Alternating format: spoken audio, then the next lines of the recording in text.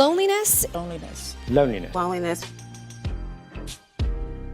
Why are so many black men lonely? It's possible that you may be more likely to survive cancer than you will loneliness. For the black men who do be brave enough to at least say, I'm not okay, he probably gonna be met with a world who don't give a That's why it's hard. Black man, black or brown man, you get to a certain age, nobody care about you no more. Right. Nobody cares. Right. If it ain't your family, nobody in the world cares that you succeed or that you're happy, or that you're healthy, or you're any of them things, right? So you have to do that yourself.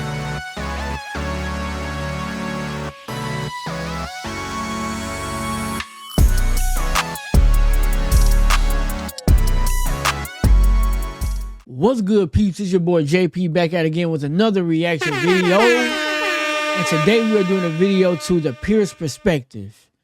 I never heard of Pierce perspective. This is my first time seeing one of his videos, but this one got a lot of views, so this might be one of his videos for real.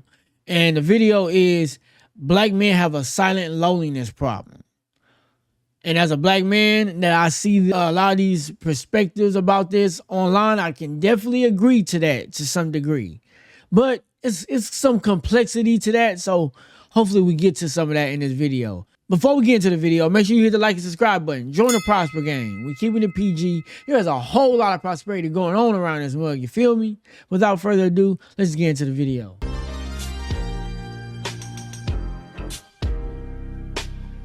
In the UK right now, there are over 3.8 million people living with chronic loneliness, compared to 3 million people living with cancer.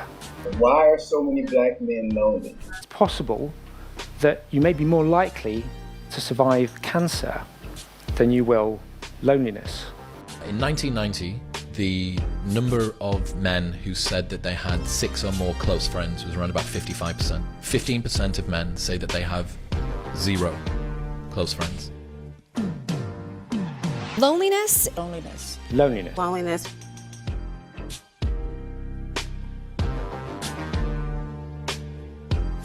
Hey guys, welcome back to the channel. Just want to say I appreciate the support on the last video. Very unexpected. Brother, why are you using a comb to do your damn video? What's up with y'all and putting mics on these little home gadgets to do y'all damn videos? Have we just not cared about production in our damn YouTube videos? Am I the only one left? Well, it look like Todd Boogie done joined the soundboard gang, so we're gonna give it up for Todd Boogie because some of us still care about production. But y'all need dang spatulas and combs gonna drive me crazy. Love you guys, appreciate it. A lot of interesting comments there. So yeah, let's get straight into it, man. You seen the title, you know what this is about. So just a quick disclaimer, again, I know this video is about black male loneliness, and I'm very much aware that loneliness is something that affects all people of all genders or races or backgrounds. It's not something that specifically affects black people, but I am a black male. So I'm going to talk about my experience as a black male.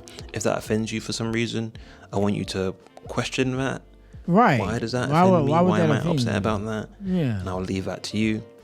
Other than that, let's get to the video. Okay, so if I'm being honest, I can count my close friends on one hand, maybe even less than a hand. And I know I'm not the only one. Because a lot of us black men, we hit our like mid-20s to 30s and we realize that that brotherhood that we thought would always be there just isn't there anymore. And I was thinking recently, like, why is that? Like, why do so many of us end up isolated even though we grew up surrounded by so many different people? Well, this stat kind of put it into perspective for me. So in the UK, around 27% of men report to having no close friends. And as black men are disproportionately affected by mental health challenges, with around 23% of black men experiencing some form of common health problems compared to around 17% of white British men. It kind of just put things into perspective for me. Like, there's clearly something that is different with the black experience when it comes to loneliness than the white experience, for example.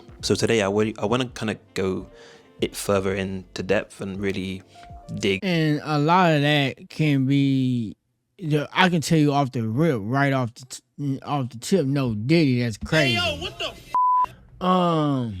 that anyway, that no, for real.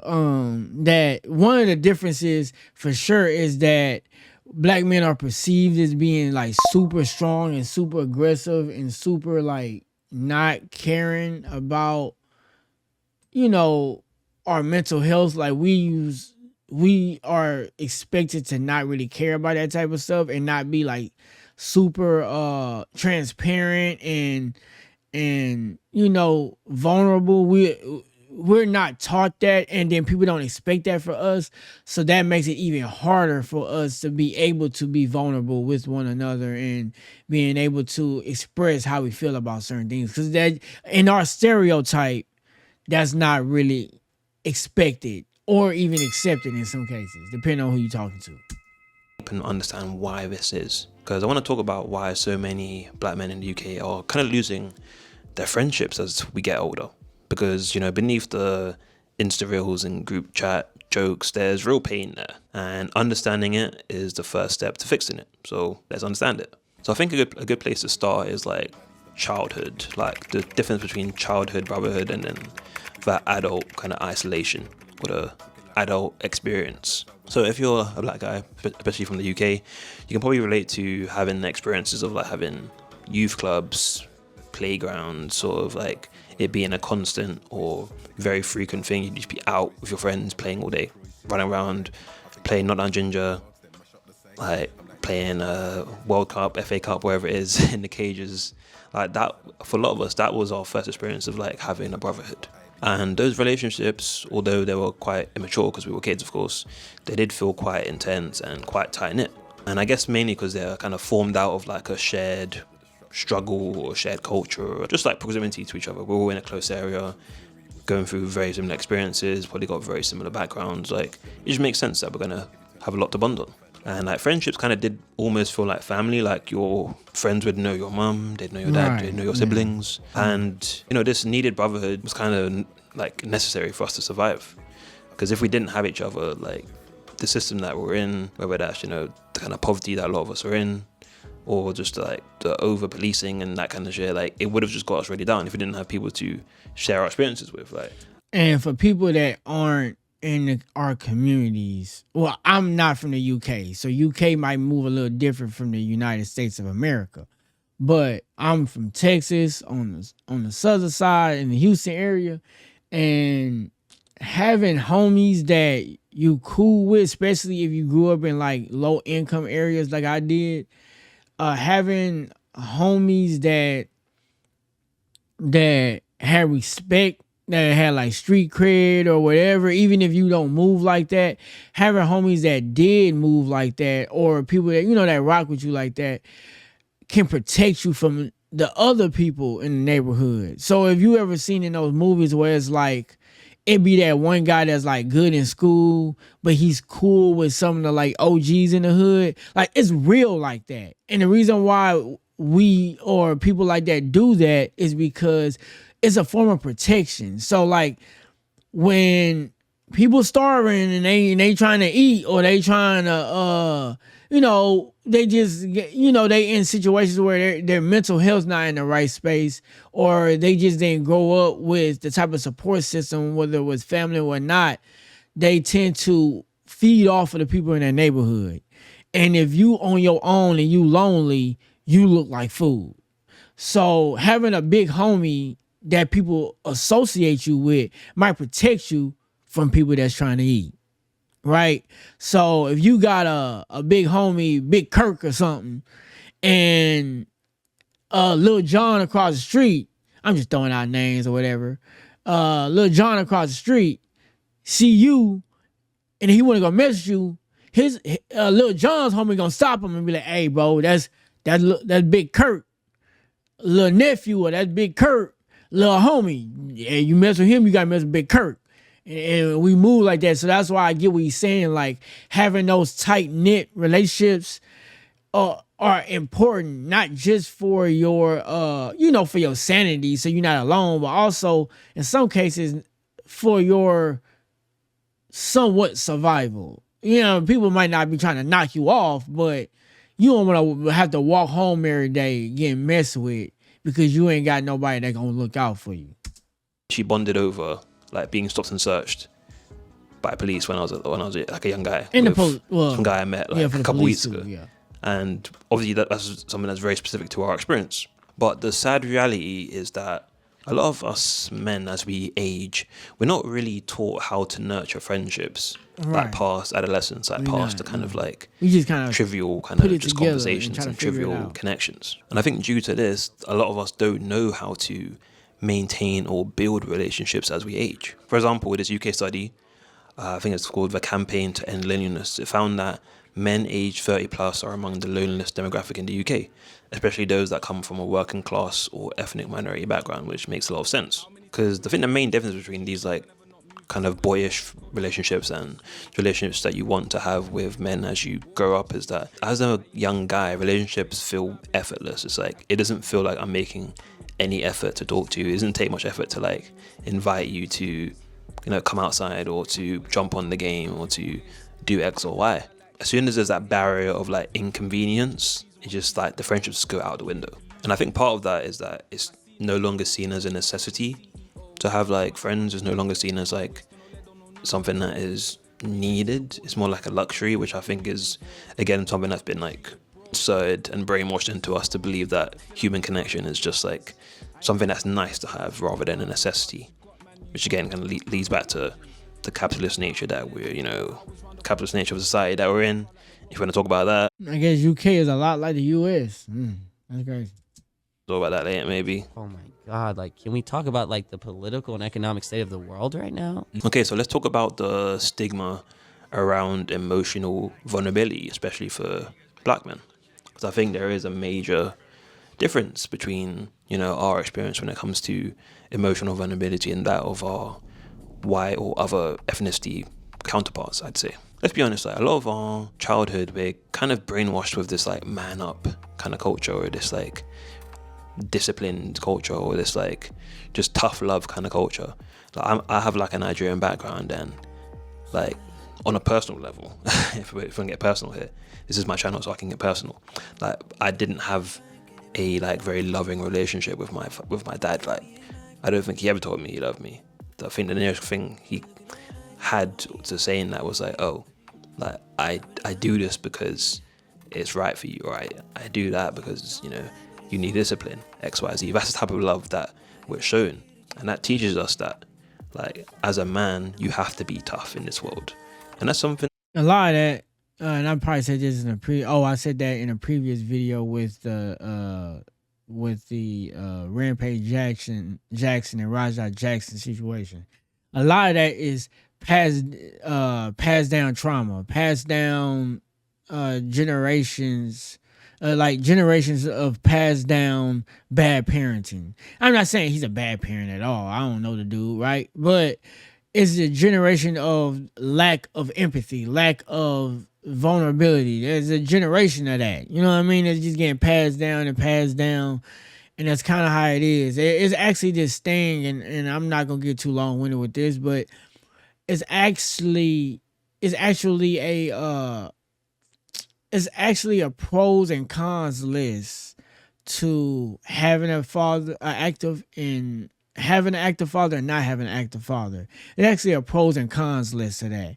And though the pros definitely outweigh the cons in by a landslide, one of the pros of not having an active father and being raised by a single mom is the lack of expectation. And you tend to be a little bit more emotional with your kids than you would be if you had a father that wasn't emotional with you. because then you gonna just pick up off that, and then more likely to pass that down to your son. So when you have a single mom in your life, you tend to be a little bit more emotional and a little bit more transparent with your, not as transparent with your emotions, but you could be when you have a kid. It's so many dudes in my life that I know that didn't have an active father, and they're like a super attentive dad in their kid's life. So it can kind of have some pros with that, but of course, don't do that, because it's definitely the pros of having a dad, it definitely outweighs the cons. But I can understand the guys that grow up with a father that's not emotionally connected, then they tend to be the same way with their own kids. You know, there's some truth to it, but it's something that kind of hardens your heart to relationships. Because in this like traditional man up culture, emotional depth and vulnerability is taboo. Like it's a no-go area. Like, do not express your feelings. Do not tell people how you're actually doing. Just keep the facade up and like keep everyone at a safe distance. But this leads to a lot of us men believing that vulnerability equals weakness, when in reality, foundation of any strong relationship, whether that's a romantic one or especially like a friend, like a platonic friendship kind of relationship, is based on vulnerability. You have to be vulnerable with your friends in order to build that connection. You're never going to be able to get past the surface level if you're never able to, you know, give yourself the ability to be vulnerable. And the truth is, like, a lot of Black British households, we're like entrenched in this idea of like building strong men, building tough men, building men that are ready to, you know, do twice as much to get half as much reward, as the saying goes. I'm sure a lot of you have heard that growing up. But this makes emotional expression very rare, and a lot of time it is just anger that you see. It's a lot of frustration that comes out, and this is why so many men like to keep their like friendships very like surface level, very like just banter heavy, very like just casual, because we've learned that our emotional needs don't need to be met by other men in our lives. It has to be met by our partners, whether that's a sexual partner or like a romantic partner. That's why a lot of guys end up like having all of their emotional eggs in the basket of their like romantic relationship. But this just becomes like a toxic cycle where like friendships can't really survive, because if you're not able to actually be able to have the courage to be seen by your friends, for them to actually know who you are, not just like the facade and mask you're putting on, they're never going to be able to actually like have a real relationship with you, because you're not allowing them in, you're not letting them see who you really are. And that's why a lot of men in their like friendships, neither of them feel safe enough to open up, so they just keep things just light and easy. I would say too that because that is true, I'm not denying that at all, but it's also too sometimes that men don't want to feel like they're bringing a burden to somebody else, or pride get in the way, and we like, oh, I want to open up and tell such and such my issues, but they probably got enough going on in their life already that if I call them and try to, you know, trauma dump my stuff on, you know, on them, no Diddy crazy. Hey yo, what the that it will be you know, you don't want to feel like a burden. You don't want that issue. You don't want to feel like you weighing all your problems on your friends and they gotta come to your rescue, and that it is a pride thing, that too. So I do feel like that's a lot of times why a lot of men don't open up, because they feel like, man, this person got enough going on in their life already. I don't want to dump more on them. You know what I mean? So talk about girls, just talk about sports, just talk about football, just talk about trainers, just talk about like basic shit, because anything like deeper than that, it's like a no-go zone. It's scary. Like you don't know what kind of things you're gonna open up. You don't know what kind of, you know, you don't want them changing their perception of you. You don't want them thinking that you're not a tough guy, but you don't want them thinking that you're a pushover or XY, because you're going through real life human stuff, which is just a crazy mindfuck for me. But hey, and statistically it's shown that Black men are far less likely to seek therapy, and like, as we know, emotional isolation contributes highly to rates of things like depression and, you know, unaliving yourself. Because the thing is, like, we'll like dap each other up, we'll crack jokes for hours, but we'll never actually ask the other man like how they're actually doing. Like, not just like, oh yeah, like, what you saying, you alright? Like, how are you actually doing? Like, are you actually okay? I haven't heard from you in a while. Like, how are you actually getting on? That question is very, very rare when it comes to like relationships with your like black friends. There's a lot of time it's just like, oh, what are you saying? Like, you cool? What are you saying? Oh, like, you see the game last week? Yeah, like, it's just Spanish. And of course, there's a time and space for that, but that can't just be the only way you talk to your friends, and that can't just be the only way. And the truth is, yeah, something I had to really acknowledge in myself is like, if you were to actually ask a friend how they were doing and they actually did open up to you, that would you actually know what to say? Would you even know how to hold space? Would you even know how to like let them know that you're there for them? And I think that's something that we don't always acknowledge in ourselves, that maybe if we do want these, you know, more like vulnerable relationships with our friends, do we actually know how to even foster them? Okay, so let's talk about like romantic relationships and the way that our priorities shift later in life. So in adulthood, as we know, like romantic relationships often end up replacing, you know, our friendships. Like, we all know about the guy that, you know, has a girlfriend and suddenly like we never hear from him. Like, he's got a girlfriend and I feel like that because I truly feel like, and maybe because I come from the hood in some form, that when men get in those relationships with those women, they can tend to be a lot more vulnerable and be a lot more show a lot more of their vulnerability. They still might not open up like about their life, but they can let loose a little bit. And because they feel like they can't do that around the dudes they with, so they tend to. And once you get a taste of that, you don't want to leave that. So then dudes dip off. You be like, bro, I ain't seen Sean in a minute. Yeah, Sean, bro, he got this new girl. Da da da da. And that boy opened up that vulnerability, and he ain't trying to come back around y'all and be vulnerable again. I mean, he don't want to come back around y'all and act tough. He rather just stay vulnerable over there with her. And that's just kind of how that happens. So that's why sometimes if we open up and we allow men to be men with each other and, like, you know, be a lot more vulnerable and express what's really going on in life, you don't got to worry about that divide. Like, well, I ain't never seen, unless he just, you know, pussy driven or something. But for the most part, you won't have to worry about that divide to where the dude don't want to come around y'all no more because he feel like he can't be himself. the only time we speak to him is like when they're having an argument or when he needs some advice because, you know, she's acting up or something. You don't want to be that guy. And I had to look at myself and be like, yeah, at points I've been that guy. Like, I've been in a 10-year relationship, so literally throughout basically all of my 20s I've been in a relationship, and I've noticed like I've constantly kind of lost more and more friends as I've like got further into the relationship.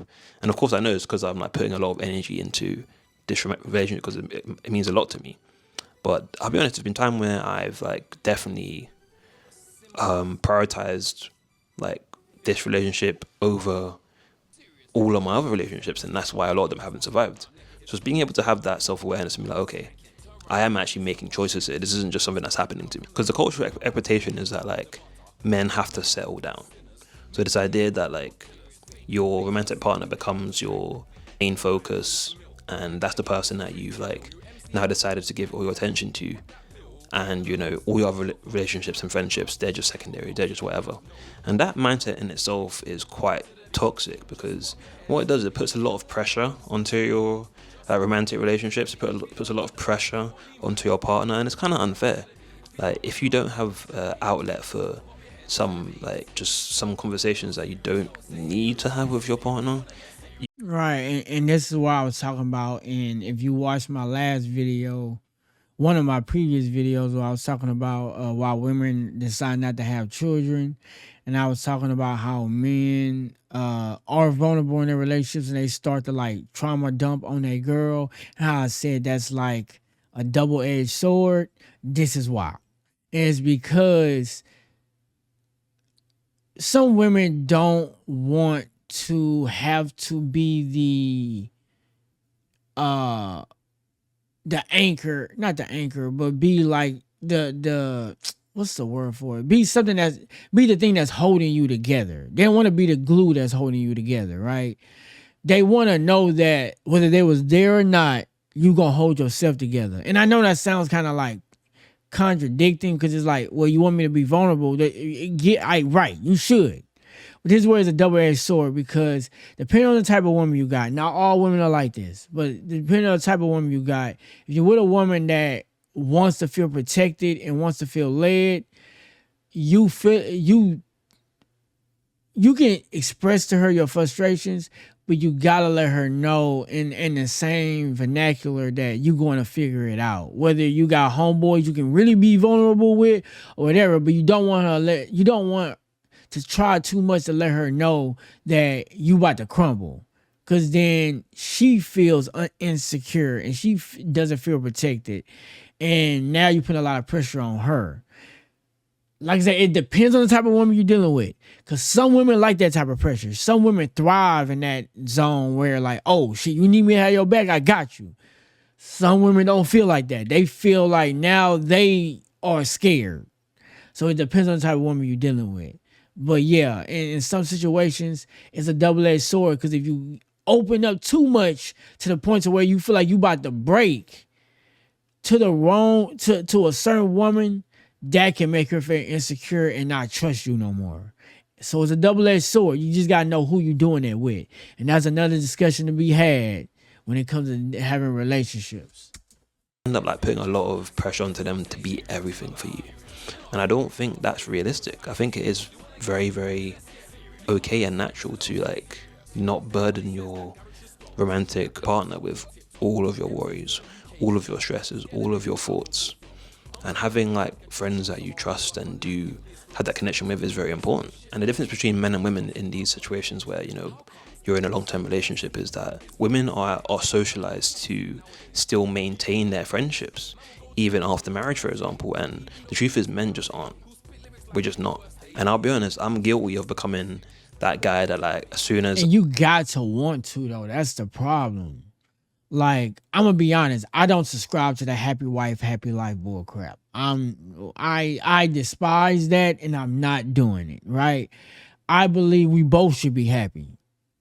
You ain't the only, this is my life too. This is the only life I got. You think I'm about to sacrifice my happiness to only make you happy? Oh, then we in the wrong relationship. I think I hit the wrong, but I really want to hit this. We're in the wrong relationship. I'm sorry. Can't do it. So I'm going to have my homies. I am going to have my God time. And if I don't, it's because I choose not to. Not because she told me not to. I was serious in my relationship. I kind of disappeared like I was in witness protection. Like the guys were not hearing from me for a bit. I can't lie. Like, and like suddenly I just realized the only time I was kind of interacting with people was when they were like commenting on my anniversary post or like commenting on my birthday post or like things like that. I was thinking, yeah, this is something that is happening to me. Like it can happen to me as well. And I think that's a lot of the inspiration for making this video. Because of course, like prioritizing your partner is absolutely fine. I think that's for sure. Perfectly healthy to do, but not at the expense of like basically disregarding and discarding all your other relationships, especially with other black men. It's very important for us to have these, you know, these communities and these spaces where we can actually confide in each other and share our thoughts and our struggles. And I think I agree. You know what I mean? I think there needs to be some individuality in relationships. Not a lot. I mean, you still connected, but there are you need some of that. But I'm gonna let y'all finish the rest of this video. It's early. I get ready to get on to work. Unfortunately. But anyway, shout out to y'all. If y'all feel like y'all struggling, y'all need some connection, y'all need male loneliness, black men, white men, Asian men, Mid-Eastern men, whatever. Let's bond in the comments. Positive though, not no hate crap. Cause y'all got some of my comments I've been looking at lately, like y'all got a lot of hate in y'all heart. Y'all gotta let that go, man. Like, we can have a discourse about the situations in the lives we live in and understand the frustrations and the unrealistic and unfair situations we can be in sometimes. But that don't mean you gotta just be on here with some hate. Like y'all gotta let some of that hurt go. Seriously. We here to thrive. This is prosper game, not hurt game. This ain't the hurt symmetry. If you're gonna talk about your hurt, you're talking about your hurt to heal from it, not to be bitter in it. We don't do that over here. Okay? Just letting y'all know, just side note. Ain't no hurt unless you're trying to grow from it and heal from it. But with that being said, shout out to the let me go ahead and show his channel. I'm gonna like his video. You know what I mean? Shout out to, okay, y'all need to see all that. Shout out to the black, oh, my bad. Shout out to the Pierce, right? Fuck, let me say that again. Shout out to the Pierce Perspective. Shout out to him. And yeah, y'all go check out his video. With that being said, make sure y'all hit the like and subscribe button. Join the Prosper Gang. We're keeping it PG. There's a whole lot of prosperity going on around this mug. You feel me? Shout out to my 300 subscribers. We on our way to 1K. We gonna do it. Remember, there's nothing impossible. Today we try. The next time, I'm out. Dude.